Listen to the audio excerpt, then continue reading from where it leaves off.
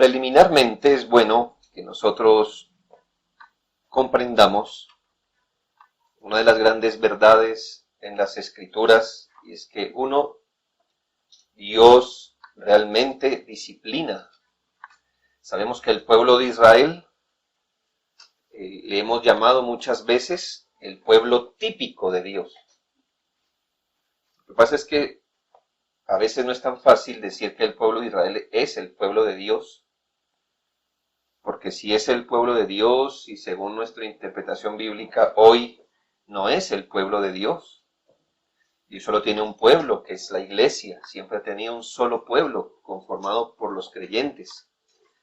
Entonces, es mejor a veces hablar del pueblo geográfico de Israel como el pueblo típico de Dios, es decir, el pueblo que tipificaba, el pueblo que era un tipo del pueblo de Dios. Así que cuando Dios trata con el pueblo de Israel, los trata en muchos niveles, en diferentes niveles, y lo que hace con ellos viene a ser una muestra de cómo Dios trata con la iglesia. Y miramos en el pueblo de Israel cómo el Señor los sometió muchas veces a tratos duros, a disciplinas, en verdad, disciplinas como la que ocurría en este caso cuando en la época de los jueces el pueblo se desvió del Señor y entonces el Señor trae las consecuencias del pecado. Pero otra verdad a la par de que es una realidad que Dios disciplina, es que también Dios no disciplina indefinidamente. La dolorosa disciplina siempre es un acto de bondad y misericordia de Dios para con sus hijos, y en general, digo en general, el Señor no ha querido que las disciplinas sean permanentes o indefinidas. Dice el Salmo 103:17, la misericordia del Señor es desde la eternidad y hasta la eternidad sobre los que le temen. Lo digo, hermanos, porque aún ser disciplinado es una misericordia de Dios. Por supuesto, para sus hijos. El trato del Señor bajo una disciplina es misericordioso. Dígame si no es misericordioso que Dios trabaje en el nivel más profundo de nuestro corazón para hacernos un bien espiritual, un bien en el alma. Así que la disciplina es una misericordia.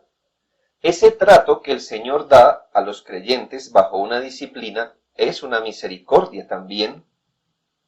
Pero hay otra misericordia y es cuando la disciplina llega a su fin.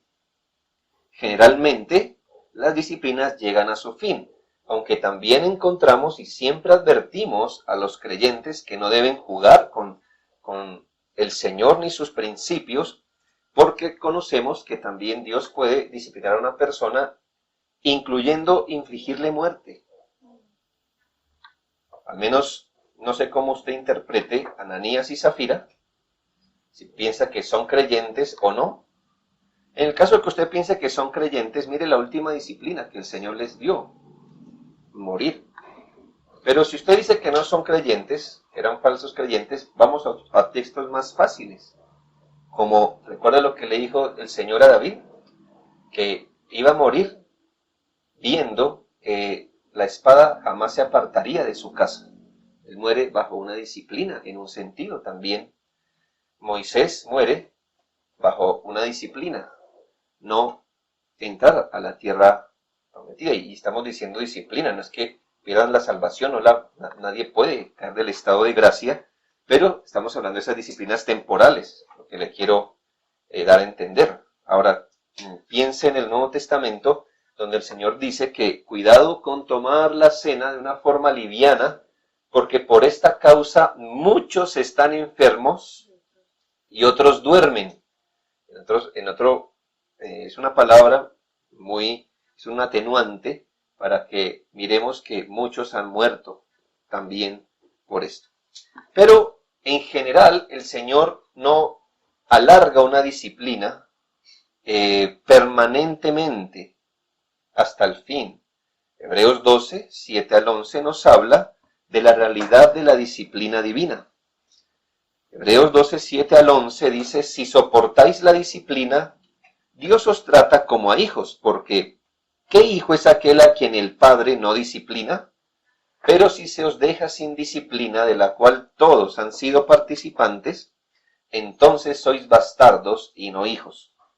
Por otra parte, tuvimos a nuestros padres terrenales que nos disciplinaban y los venerábamos. ¿Por qué no obedeceremos mucho mejor al Padre de los Espíritus y viviremos? Y aquellos ciertamente por pocos días nos disciplinaban como a ellos les parecía, pero para lo que nos es provechoso, para que participemos de su santidad. Note el propósito.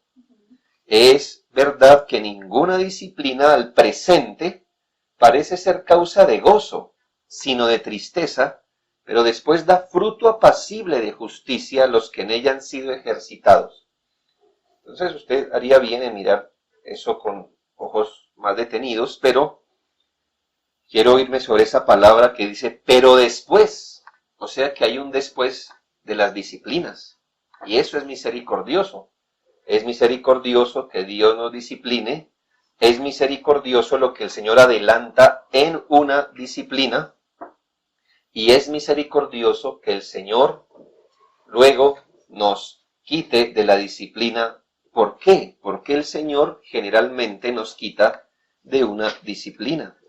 El Salmo 103, 13 y 14 dice lo siguiente, como el Padre se compadece de los hijos, se compadece Jehová de los que le temen, porque Él conoce nuestra condición, se acuerda de que somos polvo. El Señor entonces también pone su mano, pero a este lado de la eternidad las disciplinas siempre tienen el Señor endulza los sufrimientos de la disciplina con algunos gozos. Pero la pregunta es, ¿cuándo viene el después de una disciplina?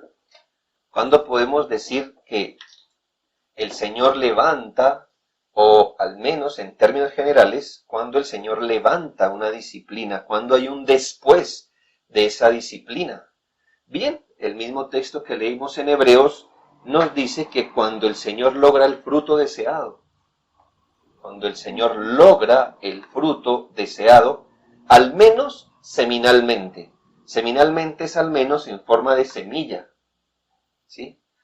Pero hay un fruto, lo que el texto llama que la disciplina da fruto apacible de justicia.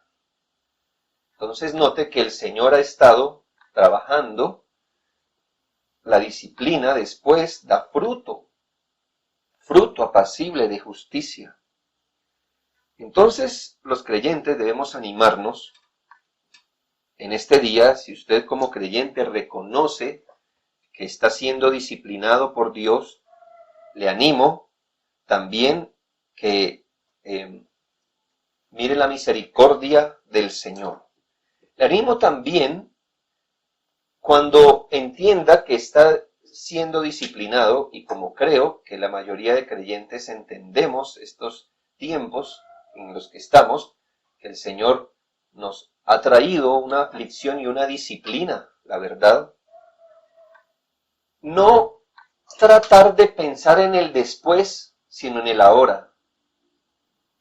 Hermanos, ¿por qué? Porque nosotros queremos ser quitados de la disciplina sin que el fruto aparezca. Dios no obra así. Si Dios trajo una disciplina, es para trabajar en nuestro corazón produciendo fruto, luego del cual la disciplina será levantada. Los creyentes están empecinados hoy en que el Señor levante la disciplina, aunque no produzca ningún fruto. Y eso hay que revisarlo muy bien en nuestros corazones. Claro, no queremos que las disciplinas se alarguen, pero hermanos, lo que deberíamos estar pensando ahora es que el Señor produzca fruto apacible de justicia. Porque entonces imagínense que el Señor tome y nos conteste esta oración y nos quite la disciplina sin haber trabajado en nuestro corazón. Entonces creo que lo único que hicimos fue pasar una cuarentena. Y esto no debe pasar así. ¿Por qué hice esta aclaración, hermanos? Porque la Biblia dice, en Ruth 1:6, que Noemí se levantó con sus nueras y regresó a los campos de los campos de Moab, porque oyó allí en Moab que Jehová había visitado a su pueblo para darles pan. Así que el Señor tuvo misericordia de este pueblo también. Sabemos que no siempre se arrepentían como es debido, por supuesto. Pero, ¿qué ocurre? Que, no sé, decimos que probablemente Ruth fue contemporánea con la obra que Dios hizo a través de Gedeón. Si el pueblo se volvió al Señor en esa época, pero si no fue durante ese periodo, pudo ser en cualquier periodo de los jueces donde el pueblo se arrepentía. ¿Y qué pasa? Pues que el Señor, tan misericordioso que es Él, volvió a dar pan. Y en esto miramos que las disciplinas no son en general permanentes. De manera que, si usted piensa un poquito en la hermana Noemí, cómo afrontó esto, se va de Judá porque no hay pan. En Moab pierde todo y allá se entera que el Señor volvió a visitar a su pueblo con misericordia. Yo creo que esto aumentó un poco la frustración que ella vivía y en un sentido claro, Dios también estaba tratando con esta mujer en su corazón para enseñarle a depender más del Señor y no más de lo que se ve conveniente a primera mano. Entonces, ahora ella toma resoluciones firmes y dice la Biblia que se levantó y regresó de los campos de Moab.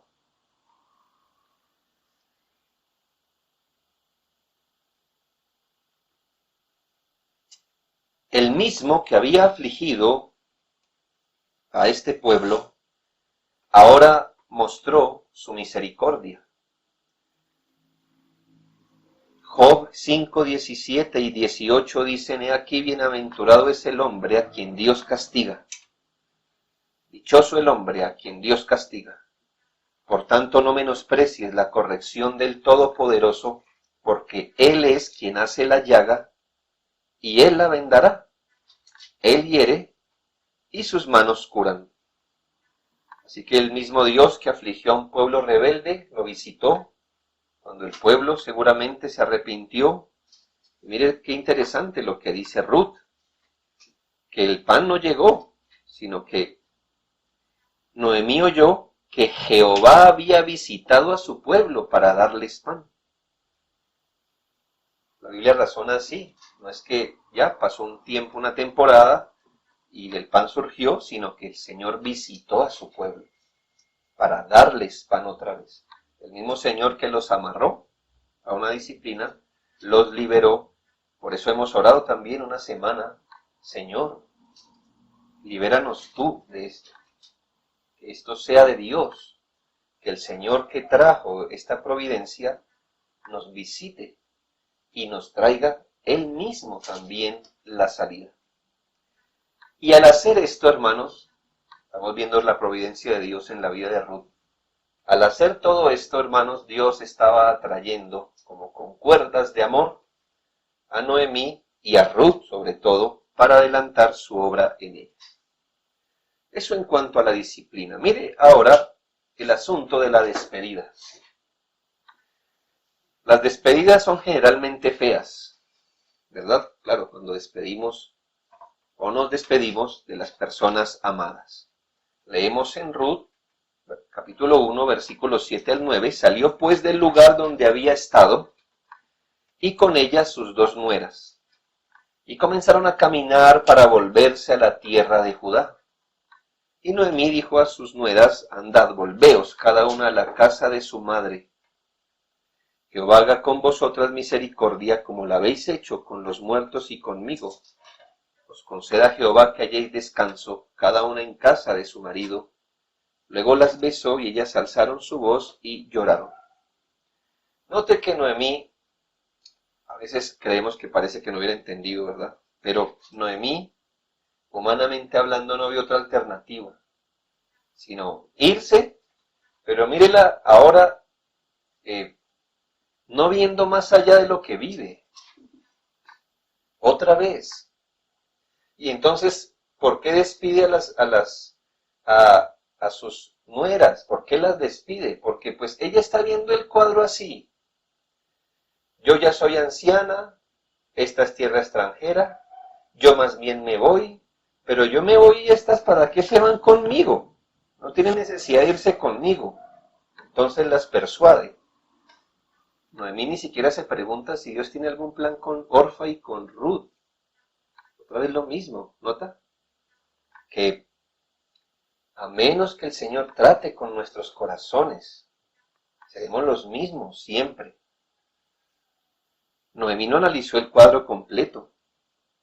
¿Qué si yo hubiera clamado al Señor, Señor, muéstrame si debo ir sola o con estas mujeres? ¿Tienes planes para con ellas? No. Simplemente ella está juzgando como sus ojos ven. Así que su primer intento de disuadirlas no resultó. Ella les habla apelando al sentido común, diciéndoles algo como, vuelvan a su casa, vayan a la casa de su madre, es decir, ¿quién os comprendería más y largaría su misericordia que vuestra propia madre? ¿No reharían su vida normal con un marido que les conceda el descanso que hoy no tienen? ¿Sí ves? Es lógico, es muy lógico. Pero es que Dios supera eso. Noemí las bendice y les muestra gratitud por el cuidado que prodigaron a sus hijos enfermizos. ¿Sí vio las palabras? Jehová haga con vosotras misericordia como la habéis hecho con los muertos y conmigo. Estas mujeres mostraron misericordia. Recuerden los Malón y Kelión, quizás hombres muy débiles en su contextura física. Ellas lloraron sin disimulo. Dice que alzaron su voz para llorar. Obviamente se había creado un afecto entre la familia, porque desde que esta familia entra a Moab hasta el día que salen han pasado 10 años. Así que hay afectos creados, por lo que la respuesta de ellas en el versículo 10 es, ciertamente nosotras iremos contigo a tu pueblo. Entonces Noemí da un segundo paso, un paso más fuerte, y se va al cuadro más realista y crudo que puede encontrar. Casi que, digo yo, rayando en lo pesimista, alguno diría realista, sí, pero creo que muestra un realismo sin fe, ¿verdad? No la juzgamos, pero les pone los asuntos de tal forma que ellas no vean ninguna posibilidad en acompañarla. Versículos 11 al 13, es el del segundo intento.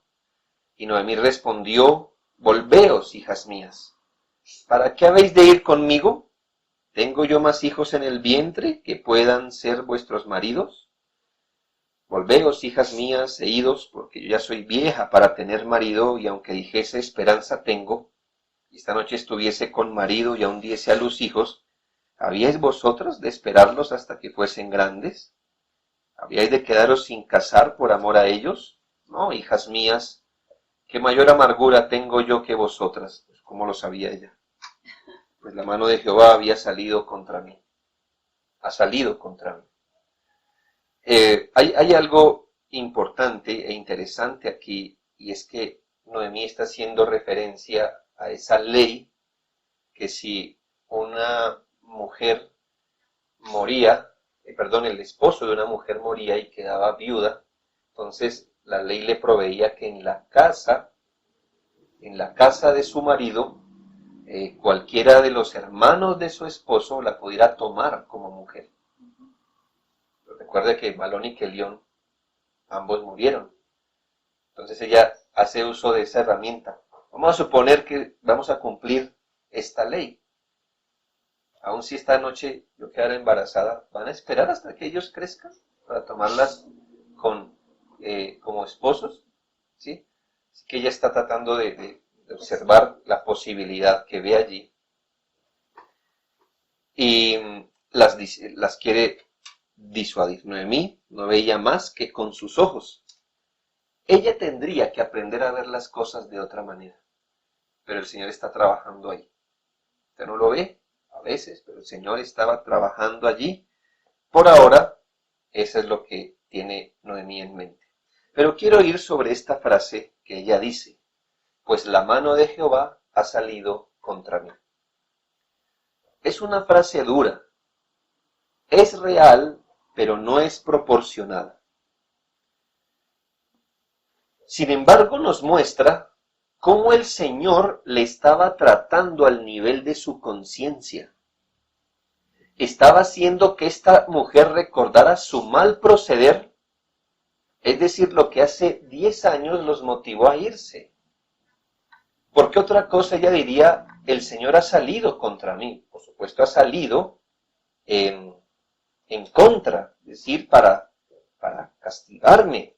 Ella entiende esto.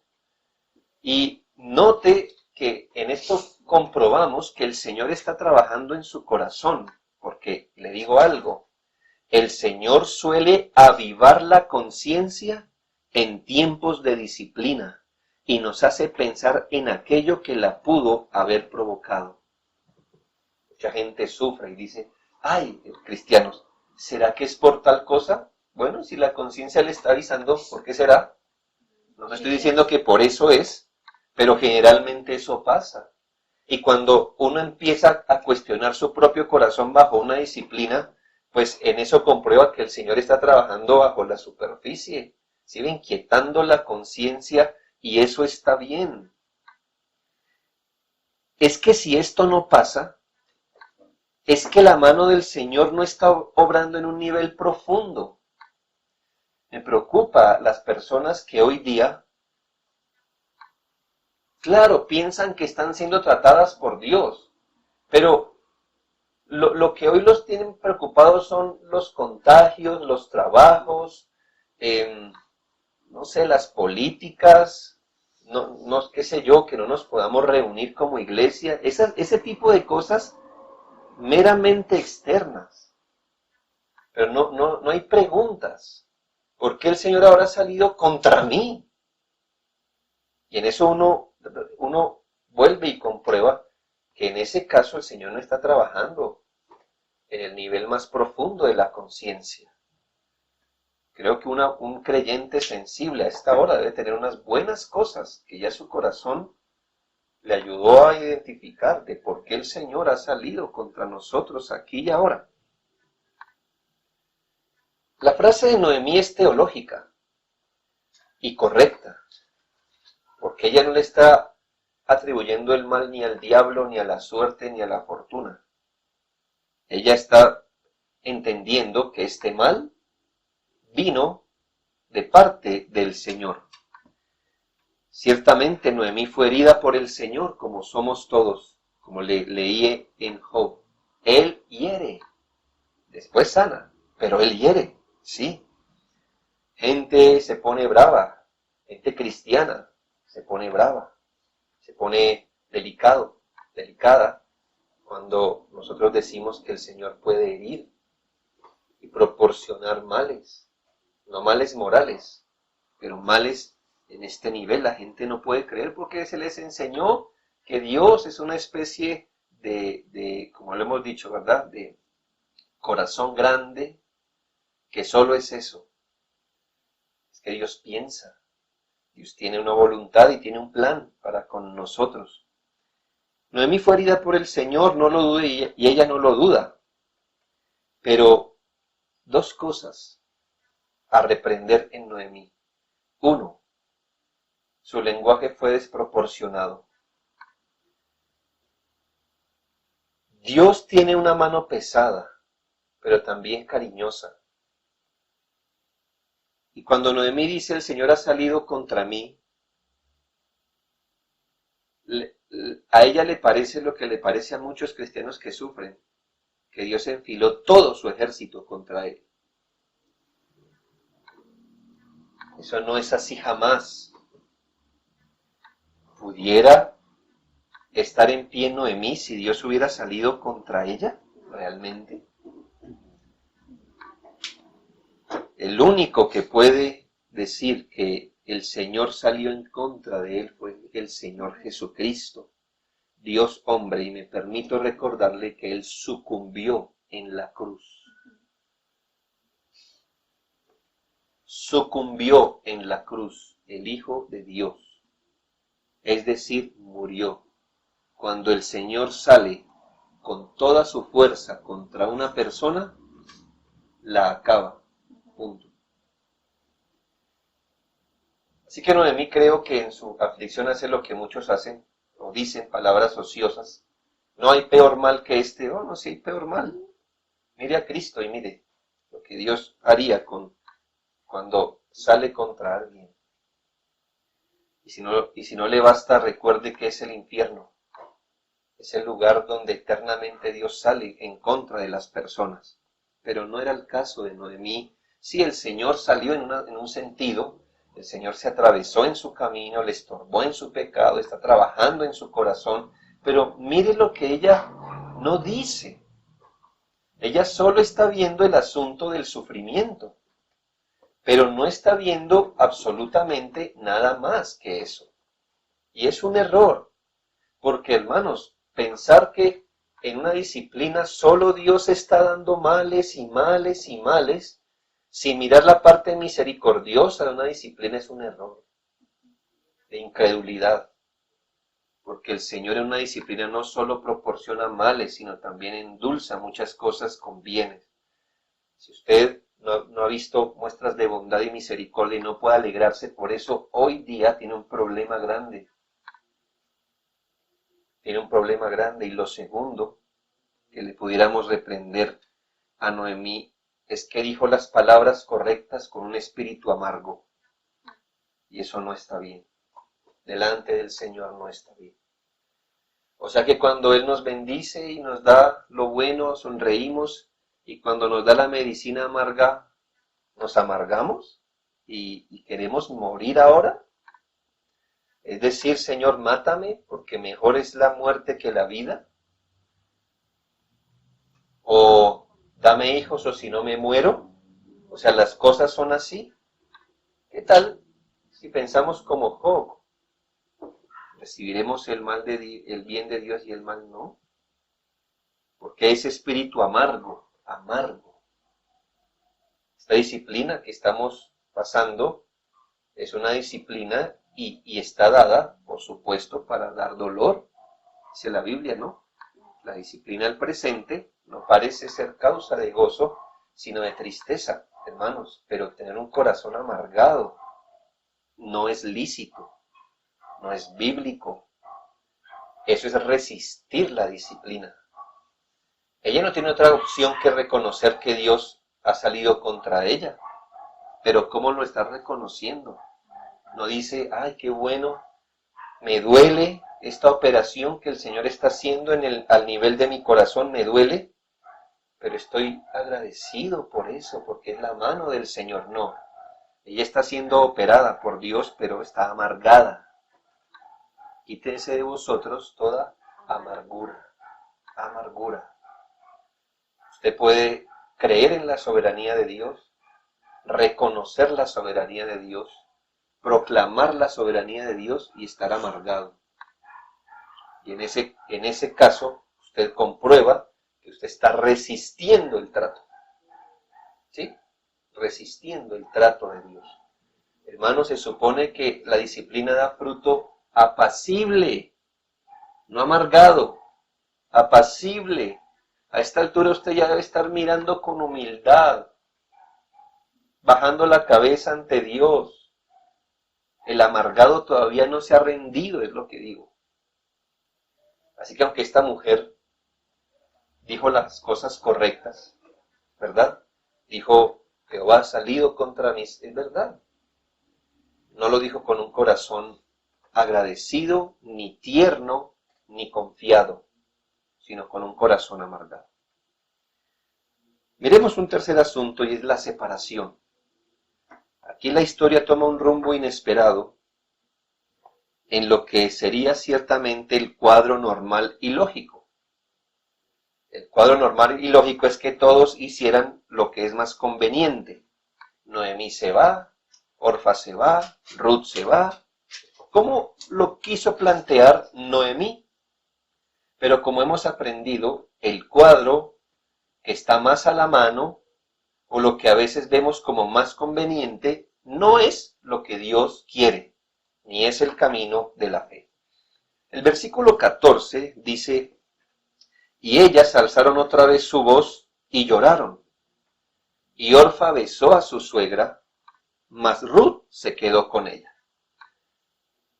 Significa que Orfa, ya en la segunda apelación de Noemí, la primera no les funcionó, ambas siguieron, pero en esta segunda, yo creo que Orfa pesó el asunto.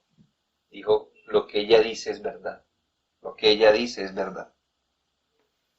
No hay esperanza, en un sentido. Se despidió y regresó a su tierra. Pero Ruth, estando en las mismas condiciones que Orfa, también viuda, ¿verdad? Sin ningún compromiso con esta, cuando se le planteó lo que es razonable, bajo la misma condición se quedó con Noemí. Así que Noemí arremete por tercera vez, y esta vez con más fuerza. O sea, se la jugó el todo por el todo, como podemos decir.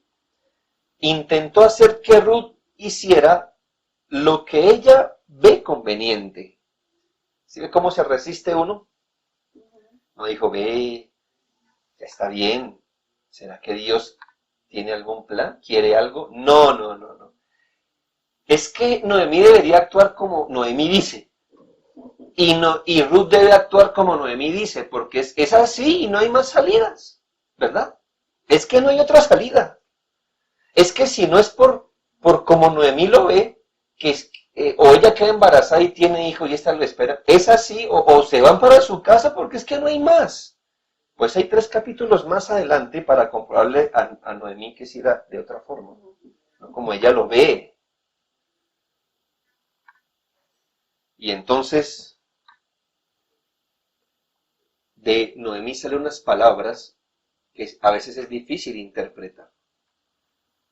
Al menos de 2 formas se puede interpretar estas palabras. Versículo 15.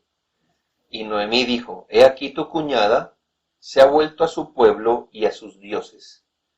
Vuélvete tú tras ella.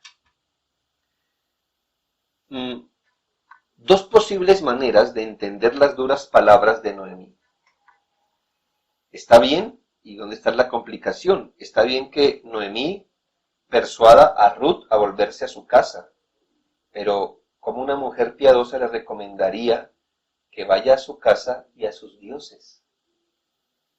Esta mujer temía a Dios, pudo haber dicho, Ruth, váyase a su casa como hizo Orfa. No, ve, tu cuñada se ha ido a su pueblo y a sus dioses, vuélvete tú también. Así, en esos términos. Así que es muy complicado a veces interpretar lo que dice Noemí. La primera manera de verlo es que aquí Noemí, en su último intento, deja salir palabras revestidas de mucha debilidad, carnalidad, llenas de incredulidad y desesperanza. Es muy probable que esto pase. Reconocemos que a veces de los hijos de Dios salen palabras de este calibre. No representan lo que es su fe. Palabras amargas, hasta recomendándole o recomendándonos salidas carnales. Vete a tus dioses, vete a tu pueblo. En ese cuadro que le plantea Noemí a Ruth, ¿sí nota que Dios no cabe? Aunque sí caben los dioses de Ruth. Y es una debilidad. Los creyentes a veces caemos en estas tentaciones y resultamos diciendo cosas que son contrarias a nuestra fe. Esto no correspondía a una mujer que conoce a Dios, al Dios de Israel. Una mujer que sabe que la idolatría es pecado. Una mujer que sabe que por la idolatría Dios castiga a las naciones. Que le dice, vete a tus dioses también. La segunda manera de verlo es que estas palabras eran la manera de poner a Ruth a calcular el costo. Algo así como, mira que si vas conmigo, tendrás que renunciar a tu casa y a tus dioses. Algo así como, bueno, vamos hasta allá, pero al irte conmigo estás renunciando a tu casa y a tus dioses. Mira, Orfa optó por su casa y sus dioses, porque no se va conmigo, pero al irse conmigo, tendrá que renunciar a ambas cosas. Y en este caso, hermanos, vamos a obrar con el principio del amor que todo lo cree. Vamos a pensar que Noemí le puso a calcular el costo a Ruth. Es decir, no hay tintas medias, Ruth. O te quedas aquí en tu lugar conocido, con tu expectativa de vida, en tu familia, en lo conocido, con la esperanza de hacer tu vida aquí, o te vas conmigo a otra nación y renuncias a tus dioses, porque allí creemos en el Dios de Israel. Quizás mientras estuvieron en Moab, Ruth y Noemí tenían sus propios dioses, seguramente permitidos por sus maridos. Pero esta vez los dioses y la fe se ponían en otra perspectiva. ¿Por qué? Porque ahora no es simplemente creer en un Dios. Ahora el asunto es que se va a tomar una decisión trascendental. Ruth ahora tenía que ser la extranjera en un pueblo que al menos en sus mejores tiempos se esforzaba por ser monoteísta y combatía la idolatría, que estaba llamado a odiar los dioses de las naciones vecinas. Así que Ruth piensa eso.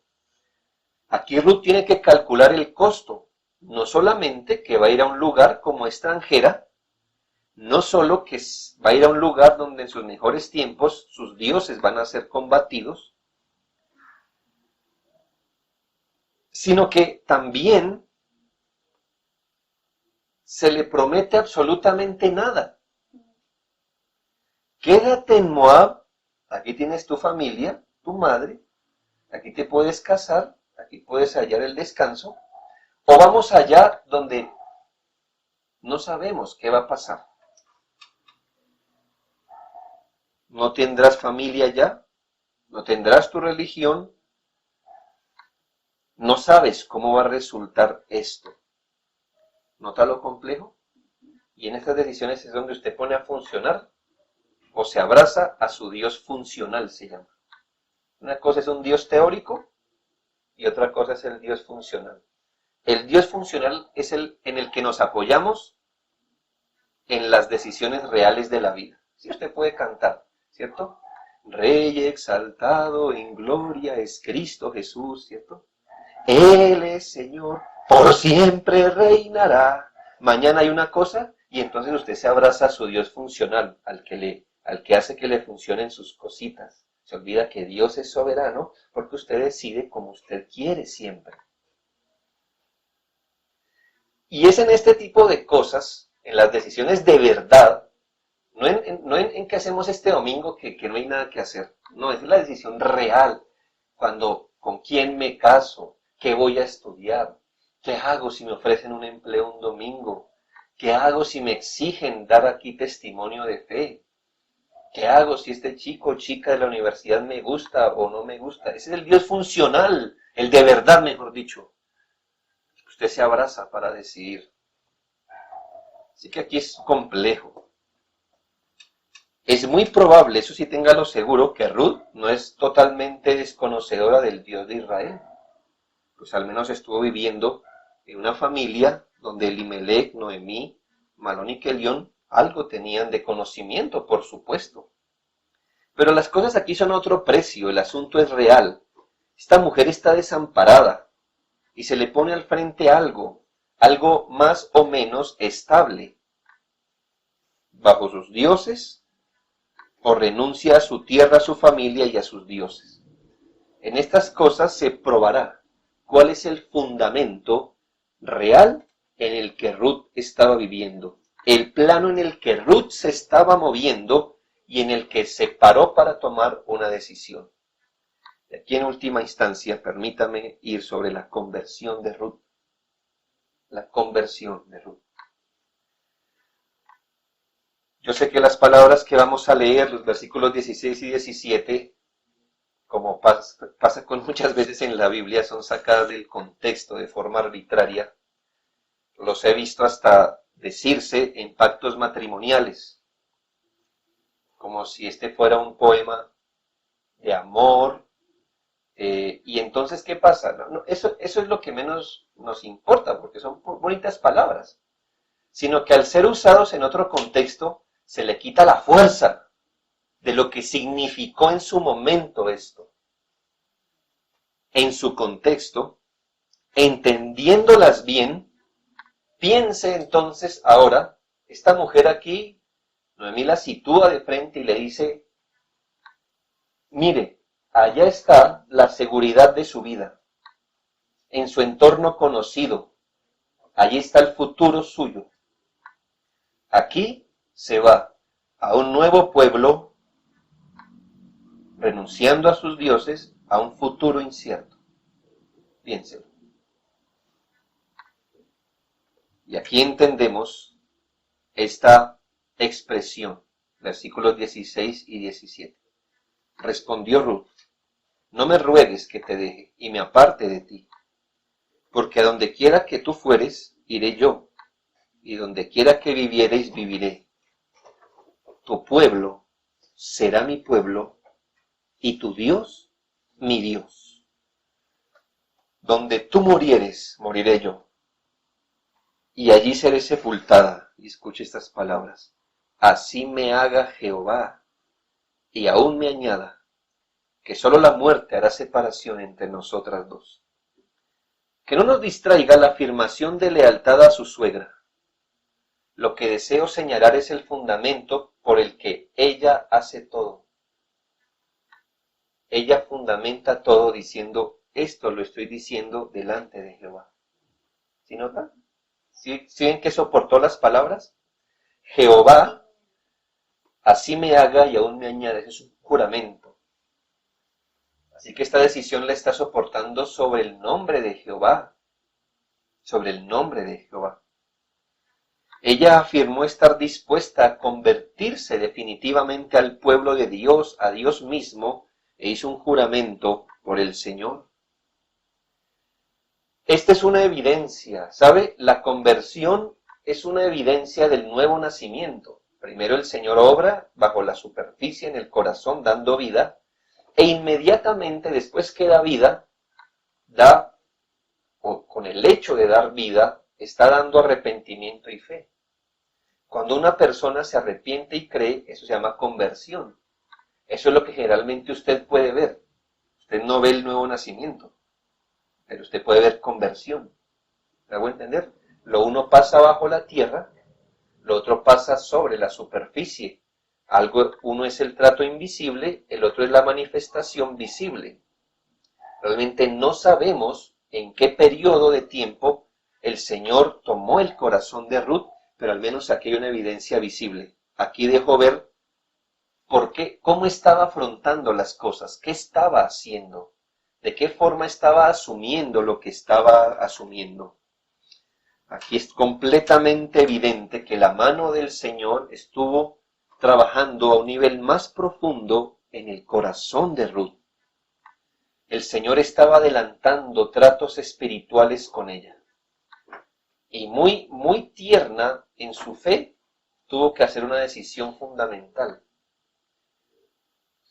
No sabemos exactamente cuándo ella fue traída a la fe, pero quizás no llevaba mucho tiempo, porque Noemí no lo hubiese puesto a elegir entre sus dioses y el Dios de Israel.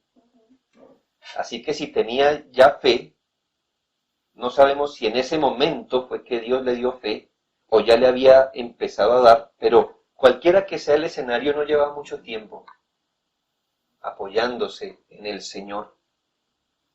Bajo esta situación de perder su esposo, de perder a su suegro, a su esposo, a su cuñado, a quedarse sola, quizás estas cosas fueron usadas por Dios para quebrantar un corazón de piedra. Probablemente esta crisis la empujó a ver que no tenía ningún consuelo en sus dioses tradicionales. El Señor prueba la fe infantil de Ruth en un asunto muy complicado y rápido, es decir, no se le tome un año, sino eso lo decide ahora. Pero cuando hay fe, así sea pequeña, aferrada al Dios fuerte y grande de la Biblia, es inamovible. Piense si es que acaso Orfa no estaba en la misma circunstancia. ¿Por qué bajo la misma circunstancia un corazón se inclina al Señor y otro no? Nosotros vemos cómo ellas eligieron, vemos lo externo, pero sabemos que Dios es quien da fe por su gracia y resolución firme para seguirlo a Él a toda costa. Dios estaba operando en un nivel más profundo que el visible, y aquí el Señor adelantó tratos con Ruth, quien sería la bisabuela, o más bien estaría en la línea de la redención. Ni 3 muertes, ni la expectativa real de vivir mejor en Moab, ni el futuro incierto, ni 3 reprensiones de su suegra pudieron detener la obra de gracia en su corazón. Vamos a ir sobre algunas enseñanzas, 4 enseñanzas. 1. Aprendamos de este texto que las demandas del verdadero discipulado son las mismas siempre. Las demandas del verdadero discipulado son las mismas siempre. Aunque el Cristo estaba por venir, por supuesto, los creyentes del Antiguo Testamento no estaban exentos de las demandas esenciales de seguir al Señor. El arrepentimiento, la fe, la negación, la renuncia, una conversión real y evidente, son las demandas del verdadero discipulado y no importa donde usted se pare, si en el Antiguo o en el Nuevo Testamento. Cuando leemos las palabras de Ruth, y más cuando vemos que no solo fue palabra, sino que realmente se fue hasta allá y asumió la vida así como lo había dicho, cuando usted la ve vivir bajo esas palabras, recordamos 2 textos, Mateo 10, 37, 38. El que ama más a padre o madre más que a mí, no es digno de mí. El que ama a hijo o hija más que a mí, no es digno de mí. Y el que no toma su cruz y sigue en pos de mí, no es digno de mí. Dígame si esencialmente no fue lo que hizo Ruth. Despreció sus padres, despreció su pueblo, despreció sus dioses y siguió tras el Dios de Israel. También recordamos Lucas 14:33.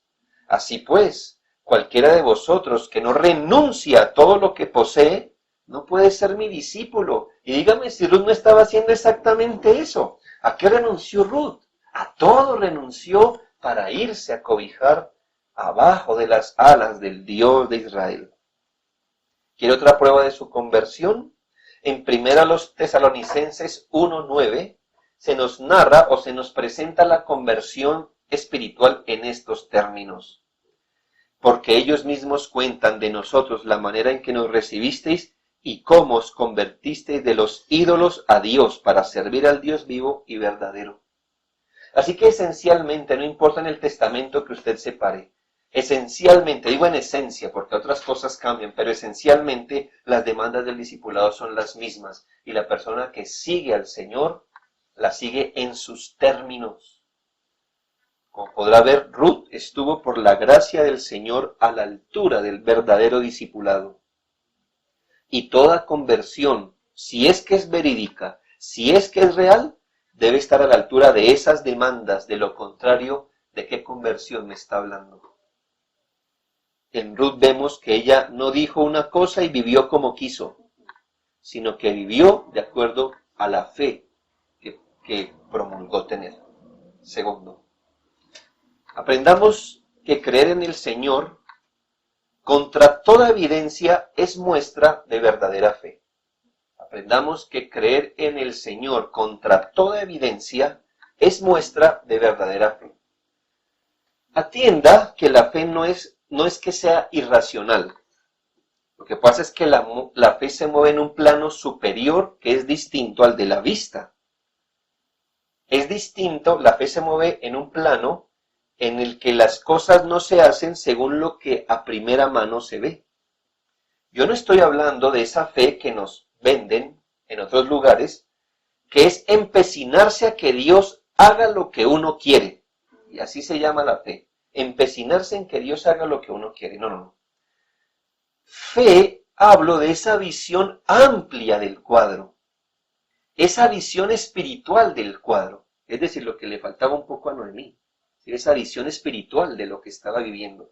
Esa visión más amplia de lo que estaba viviendo. Ese entendimiento de provecho espiritual. Mire que Noemí no veía eso en su momento, pero esa es la fe. Es el entendimiento, la apreciación, la confianza de los planes de Dios que a veces no se pueden ver con los ojos, ni es lo primero que nos salta al cerebro. Verdadera fe, hablamos de esa resolución a andar de acuerdo al carácter de Dios, a su palabra, a fiarse en sus promesas de salvación y vida a toda costa. Casi que podemos decir que la fe es una obstinación santa, que hace que un Noé construya un arca lejos de un mar, porque habrá una inundación. La que hace que un joven pretenda derrotar a un gigante con una piedra, porque ofendió al pueblo de la promesa. Es lo que hace que un hombre descienda al foso de unos leones por negarse a dejar de orar. No es irracional la fe. Lo que pasa es que la fe ve el cuadro completo, ve el cuadro espiritual, se aferra al carácter de Dios y a sus promesas.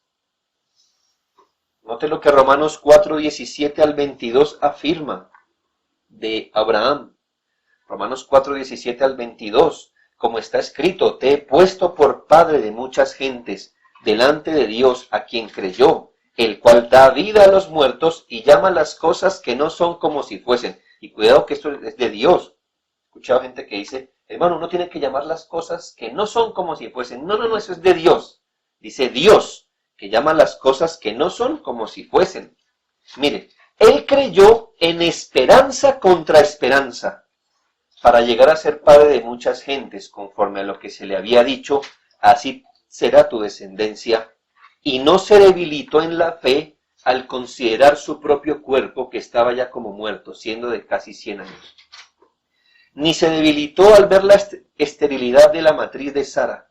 Tampoco dudó por incredulidad de la promesa de Dios, sino que se fortaleció en fe, dando gloria a Dios, plenamente convencido que era también poderoso para hacer todo lo que había prometido, por lo cual también su fe le fue contada por justicia.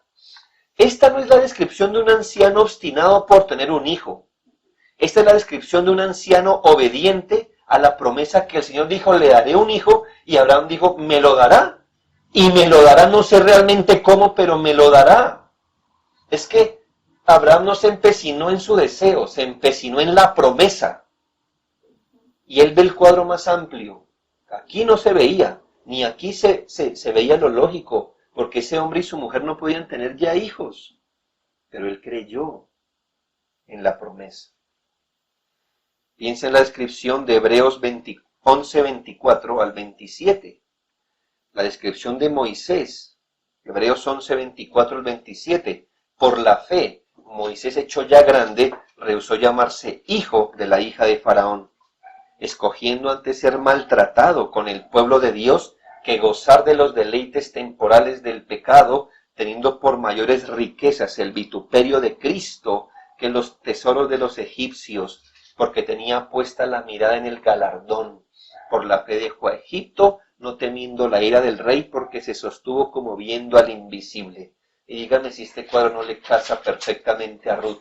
¿Qué tenía atrás? Sus riquezas, su casa, su familia, sus dioses. Pero miró adelante, miró a Israel, a un pueblo que no conocía, a un Dios que hasta ahora estaba empezando a conocer. ¿Y cómo se sostuvo? cómo decide las cosas, cómo se anima a decir, iré, tu pueblo será mi pueblo y tu Dios mi Dios, pues se sostuvo como viendo al invisible. Entonces, ¿con qué ojos lo vio? Con los ojos de la fe espiritual. Eso es fe. Cuando vemos la línea de la redención, decimos, Señor, ayuda nuestra incredulidad. Tercero, considere que el ejemplo de Ruth deja en evidencia la falsedad de algunas profesiones de fe. La conversión de Ruth, o el ejemplo de Ruth, deja en evidencia la falsedad de algunas profesiones de fe. Si la conversión a Dios es esencialmente la misma, el arrepentimiento, la fe, la renuncia, la negación, seguir a Cristo, fiado en Él, en sus promesas de salvación y vida, es evidente que muchos de los que afirman ser convertidos no lo son, no lo son. Les recuerdo que Ruth tenía un pasado idólatra, experimentó 3 muertes cercanas, tuvo la posibilidad real de vivir mejor en Moab, tener una familia, unos hijos. En cambio, tuvo al frente un futuro incierto. Tras de todo, su suegra le hizo 3 reprensiones para desanimarla. Nada pudo detener la obra de gracia. Gente deja de buscar al Señor porque la miraron mal en una iglesia.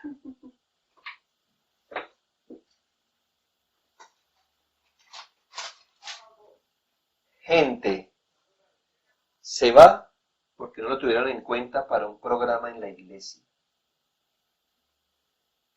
Gente dice no seguir a Cristo porque una persona le dio mal ejemplo. No importa si 100 le dieron buen ejemplo, una le dio mal ejemplo y ya no más. Gente porque pasa hoy lo que pasa, entonces cuestiona a Dios. No importa que hayan vivido 40, 50 años bajo la misericordia de Dios, hoy levantan su mano por el coronavirus. ¿Sí ve?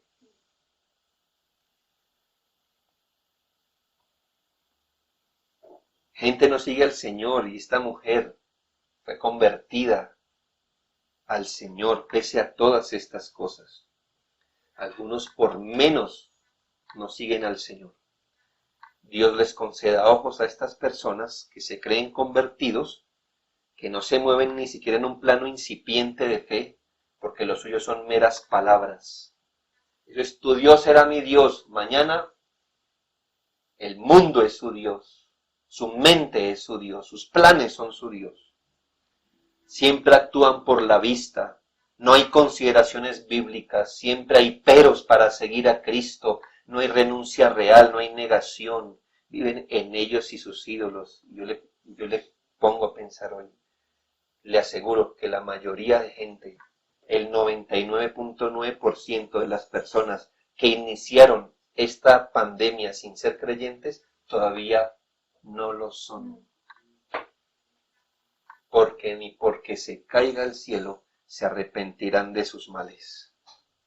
Que Dios les dé ojos. Porque una mujer gentil, con menos conocimiento, y antes de haberse Cristo encarnado, vivido, muerto y resucitado, creyó en el Señor, eso delata la falsa conversión. Y por último, valoremos enormemente la gracia salvadora. Hermanos, valoremos enormemente la gracia de la salvación que nos alcanzó. Bendito sea el Señor. Nuestra historia pudo terminar como la de Orfa, lejos de los caminos del Señor, de la ciudadanía de Israel, de los pactos de la promesa. Pero nuestra historia se decantó para el lado de la redención, del pueblo de Dios, de la gracia de Dios, de Cristo. ¿Por qué? ¿Por qué usted no es Orfa en la historia? ¿Por qué es Ruth en la historia? ¿Por qué? No diga, es que a Ruth le tocó más fácil. O es que Ruth era más inteligente.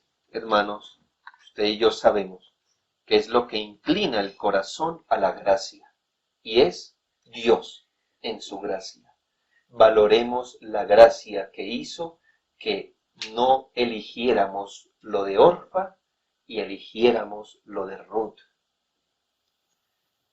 Por su gracia, hoy día, pueden colocarnos los reinos de este mundo, sus comodidades, sus glorias, sus gozos, y al otro lado un Cristo, su cruz, su vituperio y su locura. Y los creyentes, con gozo, no con amargura, con gozo, y solo por la gracia de Dios, elegiríamos una y mil veces a Cristo, y si muriéramos y volviéramos a vivir una y mil veces, miles de vidas, muriendo y resucitando, miles de veces, si se nos pusiera los reinos de este mundo y sus glorias, y al otro lado a Cristo, mil veces diríamos, tu pueblo será mi pueblo, tu Dios será mi Dios. Y si en cada una de esas vidas sufriéramos hasta morir por Cristo, nos levantaríamos una vez más otra vida y decir, prefiero a Cristo. Termino con las palabras de un himno llamado Prefiero a Cristo. Dice este himno, prefiero a Cristo que oro y plata, prefiero su gracia que andar en el mal. A casas y tierras, prefiérole a Él, prefiero vivir guiado solo por Él, más que ser el rey de naciones mil y vivir en la maldad, prefiero a mi Cristo sublime don que lo que este mundo da.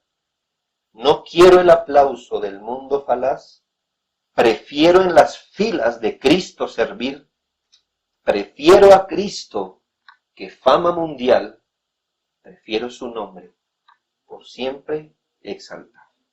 Oremos.